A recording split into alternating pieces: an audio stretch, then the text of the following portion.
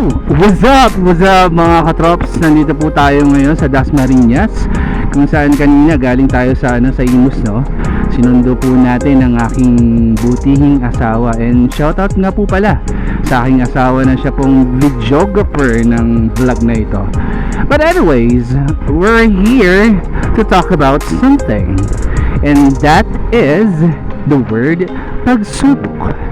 Ayan. So bago po ang lahat, once again, my name is Sir Charles. Alright? So ngayon, pag-uusapan natin yung isa sa mga trending, or yung karamihan pag sinabing or pag naririnig nila yung salitang pagsubok, madalas sumusuko. Paano nga ba sumusuko ang isang tao pag sinabing pagsubok?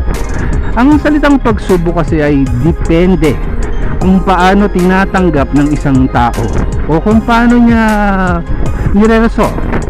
Madalas pag sinabing pagsubok, madalas ang karamihan ng tao ay sumusuko. Paano bang nagiging pagsubok o paano ba nagiging big deal ang pagsubok? Madalas kasi pag sinabing pagsubok, kalakip nito or kadikit nito yung salitang pera. Siyempre pag sinabi nating pera, ito yung isa sa mga pangunahing kailangan ng isang tao. Bakit ba itong pera na to ay ginagawang or nire-relate or kino-connect sa salitang pagsubok? Kasi nga, dahil ito ang pangunahing kailangan ng tao, nagkakaroon ng salitang pagsubok pag hindi natin nabibili ang mga bagay-bagay. Okay? Pero hindi yung punto ng ating vlog ngayon, no? Paano ba ang pagsubok? Paano ba malalagpasan ang pagsubok?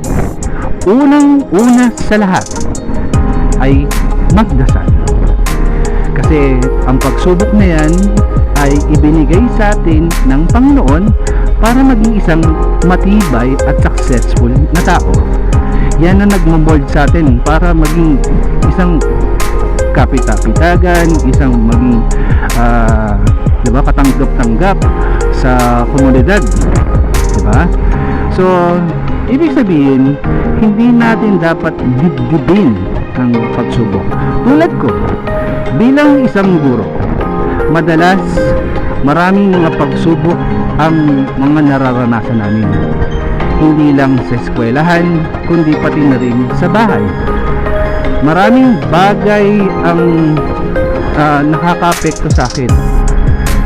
Pagsubok na dati talagang napakalaking impact sa akin kasi hindi ako malapit sa Diyos.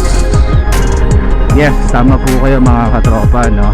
So dati kasi hindi ako madasaling, hindi ako malapit sa Diyos, kaya yung pagsubok sa akin napakalaking impact, no? So ngayon po, dahil ako ay malapit na sa Panginoon at maraming naitulong na sa akin ng mga tao na malalapit sa akin, sila yung tumutulong sa akin para ang salitang pagsubok ay hindi nagiging big deal, or alam mo na hindi siya malaking problema. Kasi nga, ika nga nila, di ba? Maging madasaling ka, gawin ang tama. Di ba? At the end of the day, malalagpasan mo yan. Kasi nga, tulad nga ng sinabi ko sa inyo kanina, pag sinabing pagsubok, ito yung tanging bagay na ibinigay sa atin ng Panginoon para ma-mold yung ating mga sarili. Di ba? So bilang isang eksperyensadong tao na, hindi porket nagkakaroon tayo ng pagsubok ay ilalaglag na tayo sa kung anumang problema. Ang pagsubok ang isa sa mga formula para maging isang, di ba, isang mabuting tao tayo. Yun nga lang, sa ibang tao pag sinabing pagsubok, di ba, parusa. Of course not, hindi siya parusa. Bagkus ito'y biyaya mula sa Panginoon. So ibig sabihin lamang po mga katropa, no, although lahat naman ng tao may pagsubok sa buhay, pero dapat, di ba, magpasalamat tayo. Okay? So I hope na maraming natutunan yung mga katropa natin, no? So sa mga susunod nating vlog ay hindi lamang po sa mga salita na to, pero 'di ba?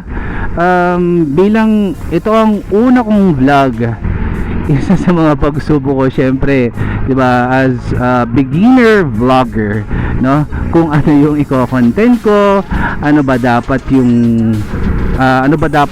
yung tatangkilikin ng tao.